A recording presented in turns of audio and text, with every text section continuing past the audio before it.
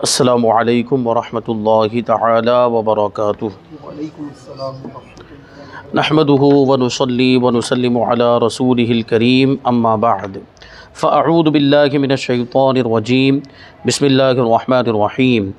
ان اللہ وملائکتہ یصلون علی النبی یا ایہا الذین آمنوا صلوا علیہ وسلموا تسلیما۔ اللہم صل علی سیدنا اللهم صل على سيدنا ومولانا محمد معدن الجود والكرم وآله الكرام وابنه الكريم وبارك وسلم صلاة وسلاما عليك يا رسول الله صلی اللہ تعالی علیہ وسلم۔ منجیات یعنی نجات دلانے والی چیزوں کا بیان جاری ہے۔ اس میں آج جو بیان ہے وہ ہے امیدوں کی کمی کا بیان، یعنی امیدیں کم کرنے کا بیان۔ دنیا سے زیادہ امید نہیں رکھنی چاہیے، چونکہ یہ دنیا کی زندگی بڑی ہی مختصر ہے۔ ہر کسی کو یہاں سے جانا ہے، تو یہاں کی چیزوں سے دل لگانے کا کوئی مطلب نہیں۔ دنیا کی چیزوں سے دل لگاتے ہیں تو جو دل لگاتا ہے وہ اللہ تبارک و تعالیٰ سے، اس کے ذکر سے، اس کی عبادت سے غافل ہو جاتا ہے، دنیا میں ہی مشغول ہو کر رہ جاتا ہے، دنیا کی چیزوں میں مستغرق ہو جاتا ہے، یہاں کی رنگینیوں میں ڈوب جاتا ہے، تو پھر وہ نمازوں سے غافل، اللہ کی عبادت سے غافل ہو جاتا ہے اور آخرت کو بھول جاتا ہے۔ دنیا میں ایسا کھو جاتا ہے کہ وہ آخرت کو بھول جاتا ہے اور اپنی خود کی حقیقت کو بھی بھول جاتا ہے۔ کیا ہے کہ انسان ہے، جاندار ہے، ہر جاندار کو مرنا ہے، کل نفس ذائقۃ الموت، یہ اللہ تبارک و تعالیٰ کا فرمان ہے کہ ہر نفس کو موت کا مزہ چکھنا ہے۔ وہ اس بات کو بھول جاتا ہے، جبکہ وہ اس کے مظاہر اپنی نگاہوں کے سامنے روزمرہ کی زندگی میں وہ دیکھتا رہتا ہے۔ یعنی اس کے دوستوں میں سے کبھی کسی کا انتقال ہو گیا، رشتہ داروں میں سے کبھی کسی کا انتقال ہو گیا، محلے والوں میں سے، شہر والوں میں، بستی والوں میں سے، آبادی والوں میں سے کتنے انتقال ہوتے ہیں، وہ دیکھتا رہتا ہے، پھر بھی غافل ہے، اس سے عبرت حاصل نہیں کرتا۔ تو یہ جو چیزیں ہیں یہ ہمیں یاد دلانے کے لیے موت کو یاد کرنا چاہیے۔ موت ایسی چیز ہے جو آخرت کی یاد دلاتی ہے، اور موت کی وجہ سے کیا ہوتا ہے؟ آدمی گناہوں سے بچتا ہے۔ موت کا تصور اگر ذہن میں رہے، یعنی آدمی یہ سوچے کہ مجھے ایک نہ ایک دن مرنا ہے، اور موت کا وقت ویسے تو فکس ہے، اللہ تبارک و تعالیٰ نے لکھ دیا ہے کہ فلاں آدمی کا انتقال فلاں تاریخ کو، فلاں دن، فلاں وقت پر، فلاں ٹائم پر ہوگا، یہ لکھا ہوا ہے، لیکن ہمیں معلوم ہے؟ ہمیں نہیں پتہ کہ ہماری موت کا وقت کب لکھا ہوا ہے۔ تو کبھی بھی آ سکتی، ہو سکتا ہے 1 گھنٹے کے بعد ہم مر جائیں، 1 دن کے بعد مر جائیں، 1 مہینے کے بعد مر جائیں۔ تو ہمیں موت کے بعد کی زندگی کے لیے تیاری کرنی چاہیے۔ یہی عقل مندی کی دلیل ہے۔ عقل مند وہی ہے جو ہمیشہ کی زندگی کو پیش نظر رکھے۔ جو 4 دن کی زندگی، یہ تو بولتے بھی ہے نا کہ دنیا کی زندگی 4 دن کی۔ اب 4 دن کی زندگی کا یہ مطلب نہیں کہ حقیقت میں 4 دن، 24 گھنٹے 24 گھنٹے 24 گھنٹے ایسے گن کر تو اس کو بنایا جائے 4 دن، وہ نہیں، بلکہ مختصر۔ مراد کیا ہے؟ بہت مختصر ہے۔ 4 دن کی زندگی کا مطلب کیا؟ بہت مختصر ہے، یعنی فنا ہونے والی ہے یہ زندگی۔ تو جو زندگی ہمیشہ کی زندگی، جو ہمیشہ باقی رہنے والی زندگی ہے، اس کے لیے یعنی آخرت والی زندگی کے لیے ہمیں تیاری کرنی چاہیے۔ یہاں دنیا میں لمبی لمبی امیدیں نہیں کرنا چاہیے۔ وہ شعر ہے نا، بڑا مشہور شعر ہے کہ سامان 100 برس کا ہے، پل کی خبر نہیں ہے، آگاہ اپنی موت سے کوئی بشر نہیں۔ پہلا مصرع، آگاہ اپنی موت سے کوئی بشر نہیں، سامان 100 برس کا ہے، پل کی خبر نہیں۔ یعنی آدمی تو 100 برس کی تیاری کر رہا ہوتا ہے۔ یہ لمبی امید لگانے کا مطلب یہی ہوا کہ وہ یہ سوچ رہا ہوتا ہے کہ میں تو 100 برس تک زندہ رہوں گا، جیوں گا، تو 100 برس کا سامان جمع کر کے رکھا ہے، یا 100 برس کی تیاری کر رہا ہے وہ، جبکہ وہ 2-3 دن میں انتقال ہو جائے کسی کو نہیں پتہ ہوتا ہے، اور یعنی پل کی بھی خبر نہیں ہوتی کہ کب انتقال ہو جائے۔ سامان 100 برس کا ہے، پل کی خبر نہیں۔ تو لمبی امیدوں کا یہ وبال ہے۔ لمبی امیدیں لگانے کی وجہ سے آدمی آخرت سے غافل ہو جاتا ہے اور خواہشات کی پیروی میں لگ جاتا ہے، نفسانی خواہشات کی پیروی میں لگ جاتا ہے، اپنی لذتوں کو پورا کرنے میں لگ جاتا ہے۔ جبکہ موت کو یاد کریں تو اللہ کے رسول صلی اللہ علیہ وسلم نے یہ فرمایا ہے کہ موت یعنی لذتوں کو ختم کرنے والی موت کو زیادہ یاد کرو۔ موت جو ہے، اس سے پتہ چلا کہ موت جو ہے وہ لذتوں کو ختم کر دیتی، اور لذتوں سے مراد یہاں پر وہی ہے خواہشات نفسانی۔ خواہشات نفسانی کی پیروی نہیں کرنی چاہیے، کیونکہ خواہشات نفسانی کی پیروی کرتے کرتے آدمی برائی کے راستے پر چلا جاتا ہے، اور نفس بھی تو برائی پر ابھارتا ہے، نفس امارہ، اور اللہ سے غافل کرتا ہے۔ تو یہ چیز یہاں پر بیان کرتے ہیں کہ اس کے بارے میں لمبی امید کی مذمت مطلب برائی، لمبی امید کی برائی میں قرآن پاک میں کیا آیا ہے؟ آیت کریمہ ہے کون سی؟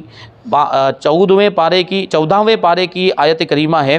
اللہ تبارک و تعالیٰ ارشاد فرماتا ہے ذرہم یأکلوا ویتمتعوا ویلہیہم الامل فسوف یعلمون، انہیں چھوڑو کہ کھائیں اور برتیں اور امید انہیں کھیل میں ڈالے تو اب جانا چاہتے ہیں۔ یہ کنز الایمان کا ترجمہ ہے۔ اب اس کو ہم دیکھیں با محاورہ اس کو سمجھنے کی کوشش کریں کہ انہیں چھوڑ دو، یعنی اللہ تبارک و تعالیٰ حکم دے رہا ہے، گویا کہ فرشتوں کو حکم دے رہا ہے کہ ان کو چھوڑ دو کہ وہ کھائیں اور برتیں، یعنی زندگی گزاریں، دنیا کی چیزوں سے فائدہ اٹھائیں، یعنی غافل ہو جائیں، اور غافل ہو جائیں دنیا کی رنگینیوں میں کھو جائیں، پھر کیا ہو؟ امید انہیں کھیل میں ڈالے، یعنی لمبی لمبی امیدیں انہیں کھیل میں ڈالیں، یعنی دنیا ہی سے وہ دل لگا لیں۔ فسوف یعلمون، تو ان قریب وہ جان جائیں گے، یعنی ان قریب جان جائیں گے کا کیا مطلب ہوا؟ آخرت میں، قیامت میں، میدان محشر میں جان جائیں گے کہ جو وہ دنیا میں کر رہے تھے وہ کتنا غلط تھا، جو لمبی لمبی امید لگا کر بیٹھے تھے، جو خدا سے غافل ہو گئے تھے، خواہشات نفسانی کی پیروی میں جو لگ گئے تھے، اور کھانے پینے کو ہی اور رنگینیوں سے فائدہ اٹھانے کو، دنیا کی رنگینیوں سے فائدہ اٹھانے کو ہی انہوں نے اصل زندگی سمجھ لیا تھا۔ ان کو پتہ چلے گا کہاں ان سب چیزوں کا مطلب آخرت میں پتہ چلے گا۔ تفسیر خزائن العرفان میں ہے، اس میں تنبیہ ہے، تنبیہ مطلب آگاہ کرنا ہے، خبردار کرنا ہے، الرٹ کرنا ہے کہ لمبی امیدوں میں گرفتار ہونا اور لذات دنیا کی طلب میں غرق ہو جانا، یعنی ڈوب جانا، ایماندار کی شان نہیں۔ یعنی جو ایمان والا ہوگا وہ کبھی بھی لمبی امیدیں نہیں رکھے گا اور خواہشات نفسانی کی پیروی میں نہیں لگے گا۔ حضرت علی مرتضیٰ رضی اللہ تعالی عنہ نے فرمایا کہ لمبی امیدیں آخرت کو بھلا دیتی ہیں اور خواہشات کا اتباع حق سے روکتا ہے، یعنی جو خواہشوں کے پیچھے جاتا ہے، جو خواہشات کی پیروی کرتا ہے، یہ چیز اس کو حق سے روک دیتی ہے، یعنی اللہ تبارک و تعالیٰ سے غافل کر دیتی، سیدھا یہ مطلب ہوا۔ اب آگے ایک بہت پیاری چیز ہے، حدیث پاک ہے، اور حدیث پاک کا عنوان انہوں نے دیا ہے جنت میں داخل ہونے کا نسخہ، یعنی جنت میں داخل ہونے کا ذریعہ، راستہ اور طریقہ کیا ہے؟ سرکار دو عالم صلی اللہ علیہ وسلم نے ایک بار صحابہ کرام علیہم الرضوان سے دریافت فرمایا، یعنی پوچھا کہ کیا تم سب جنت میں داخل ہونا پسند کرتے ہو؟ جنت میں جانا پسند کرتے ہو؟ تو کون نہیں پسند کرتا بھائی؟ ہر کوئی پسند کرتا ہے، ہر ایمان والا جو جنت کو مانتا ہے وہ جنت میں جانے کی خواہش کرتا ہے، جو بھی چاہے دوسرے مذاہب سے تعلق رکھنے والے ہوں وہ بھی جنت میں جانے کی خواہش کرتے ہیں۔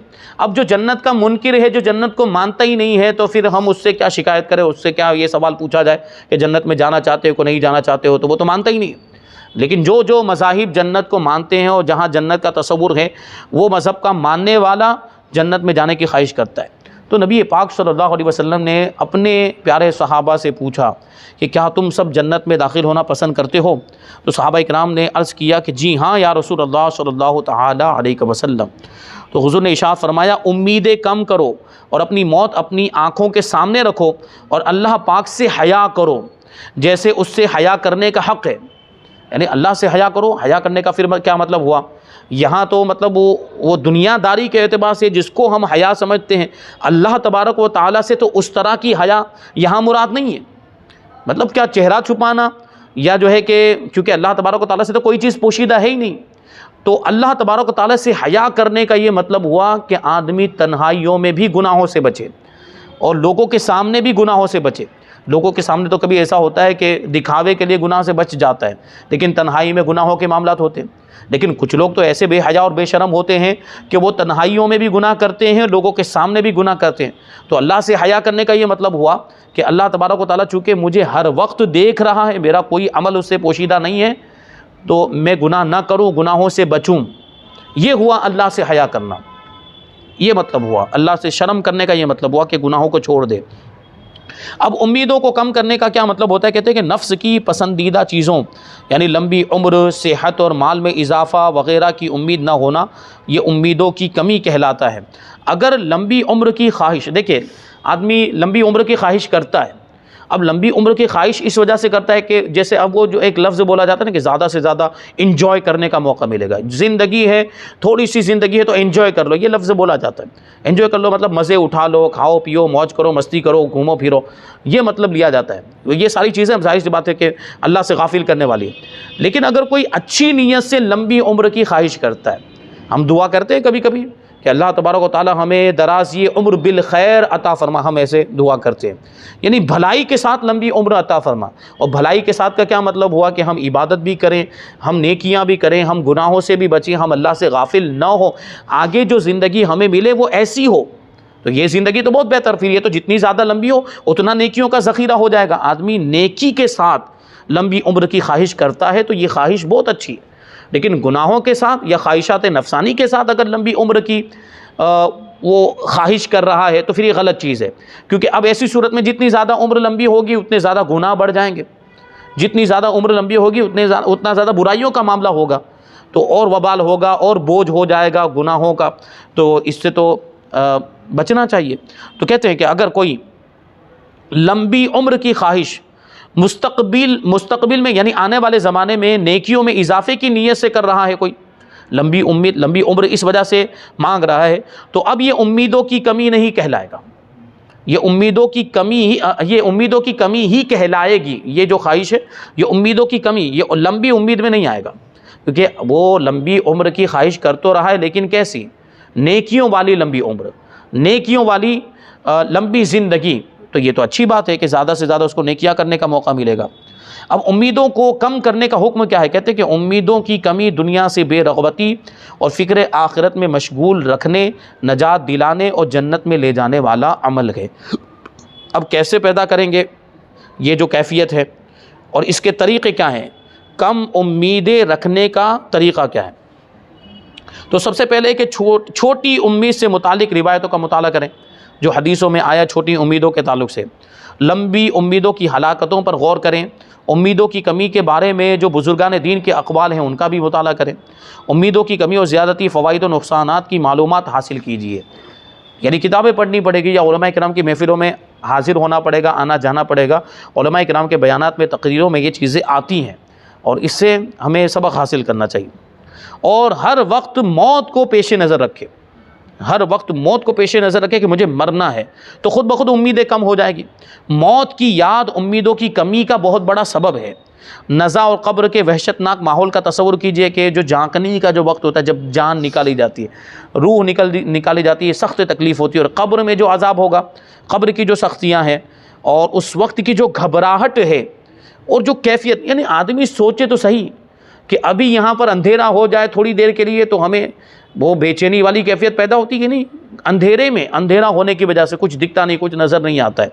قبر میں بھی تو اندھیرا ہوگا، قبر، اور یہاں تو یہ اتنا بڑا کمرہ ہے، اتنا بڑا ہال ہے، قبر تو آپ جانتے ہیں کتنی چھوٹی سی ہوتی ہے، ہمارے قد کے مطابق بنائی جاتی ہے کہ اس میں صرف مردے کو رکھا جا سکے، اتنی جگہ کی کمی کی وجہ سے اب تو اور سائز چھوٹے ہوتے جا رہے ہیں۔ تو اس ایسی وہ کوٹھری کی طرح ہو گیا گویا کہ وہاں اندھیرا بھی ہوگا اور کمرہ بھی بہت چھوٹا ہے، قبر کا جو سائز ہے وہ بھی بہت چھوٹا ہے، تو وہاں کیسی گھبراہٹ ہوگی؟ اس گھبراہٹ کو یاد کریں، تصور کریں اس کے بارے میں کہ کیسا اس وقت وہاں قبر میں ماحول ہوگا۔ اور حشر یعنی قیامت کی ہولناکیوں کے بارے میں بھی سوچے آدمی کہ قیامت میں کیا ہوگا، میدان محشر کا عالم کیا ہوگا، اور اپنے اندر خوف خدا پیدا کریں۔ امیدوں کی کمی کا یہ ایک بہترین علاج ہے، کیونکہ جس کا دل خوف خدا سے معمور ہوتا ہے، یعنی خوف خدا سے بھرا ہوا ہوتا ہے، وہ لمبی لمبی امیدیں لگانے کے بجائے اپنے رب کریم کی عبادت و اطاعت میں مصروف ہو جاتا ہے، جیسے کہ ابھی اس سے پہلے جو خوف خدا کا بیان گزرا اس میں بتایا گیا۔ اور دل کو حب دنیا سے پاک کیجیے، حب دنیا یعنی دنیا کی محبت، دنیا کی محبت سے پاک کیجیے۔ دنیا کی محبت کا کوئی مطلب نہیں، آدمی کو اللہ سے محبت ہونی چاہیے، رسول اللہ سے محبت ہونی چاہیے، اور اللہ اور رسول سے تعلق رکھنے والی چیزوں سے محبت ہونی چاہیے، اور اسی میں آخرت آتا ہے، جنت بھی آتی ہے اسی میں، تو اس کی خواہش رکھے۔ لمبی امیدوں کا ایک بہت بڑا سبب دنیا کی محبت بھی ہے۔ جب بندے کے دل میں دنیا کی محبت گھر کا جاتی ہے تو وہ لمبی لمبی امیدیں لگانے کی آفت میں مبتلا ہو جاتا ہے، اس کے اندر طویل عرصے تک، لمبے زمانے تک زندہ رہنے کی خواہش پیدا ہو جاتی ہے۔ جب دنیا سے محبت کرنے لگ جاتا ہے اور دنیا ہی کو سب کچھ سمجھنے لگتا ہے تو پھر ظاہر سی بات وہ دنیا کے لیے ہی پھر محنت کرتا ہے اور دنیا کمانے میں لگ جاتا ہے، اور لمبے عرصے تک زندہ رہنے کے لیے ساز و سامان اکٹھا کرنے لگ جاتا ہے۔ میں آپ کو ایک مثال دوں، اس سے پہلے بھی میں نے کبھی یہ بتایا تھا، مائیکل جیکسن کے بارے میں۔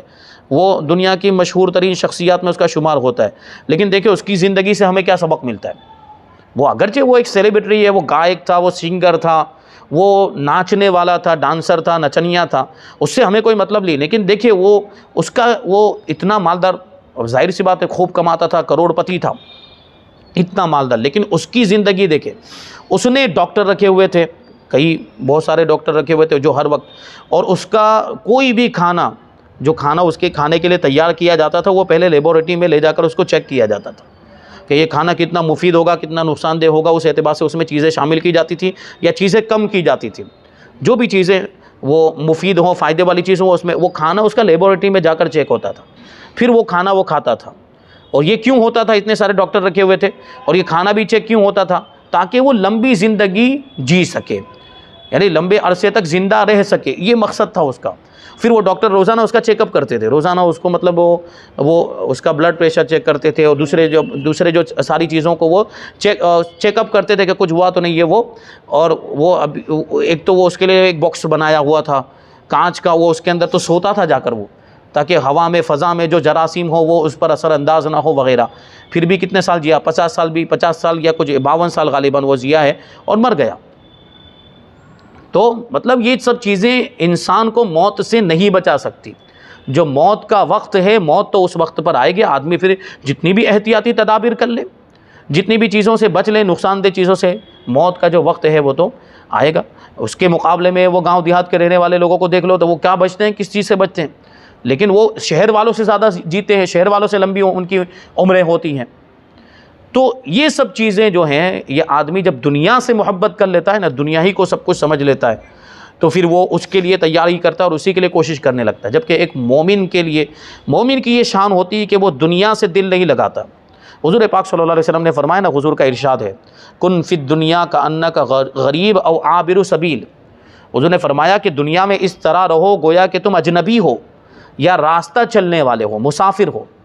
تو اجنبی آدمی یا مسافر جب کہیں جا رہا ہوتا ہے، اس کے پیش نظر اس کی منزل ہوتی ہے، یعنی اس کو منزل پر پہنچنا ہوتا ہے۔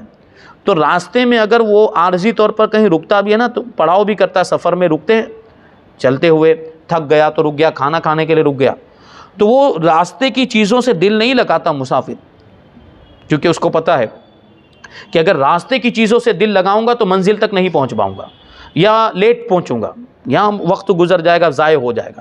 تو حضور نے دیکھے کہ کتنی پیاری حدیث پاک، اور اس میں کتنی گہرائی ہے، اس پر غور کرنے کی ضرورت ہے کہ حضور پاک یہ چند الفاظ ہیں، الفاظ مختصر ہیں لیکن اس میں معانی کا سمندر موجود ہے، کتنی گہرائی اس پہ غور کریں کہ حضور فرما رہے ہیں کہ دنیا میں ایسے رہو جیسے کہ کوئی اجنبی ہوتا ہے یا جیسے کہ کوئی مسافر ہوتا ہے۔ تو مسافر اور اجنبی راستے کی چیزوں سے دل نہیں لگاتے، اسی طرح ہمیں بھی دنیا کی چیزوں سے دل نہیں لگانا چاہیے۔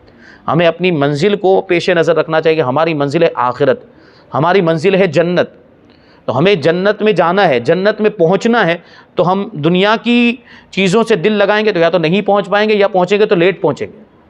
معاذ اللہ اگر کوئی انسان کافر ہو جاتا ہے تو پھر جنت میں نہیں جائے گا، یا معاذ اللہ دنیا کی رنگینیوں میں کھو کر گناہوں میں مبتلا ہو جاتا ہے، تو ایمان والا ہے، کافر نہیں ہوا، مومن ہے، تو جنت میں جائے گا لیکن لیٹ جائے گا گناہوں کی وجہ سے۔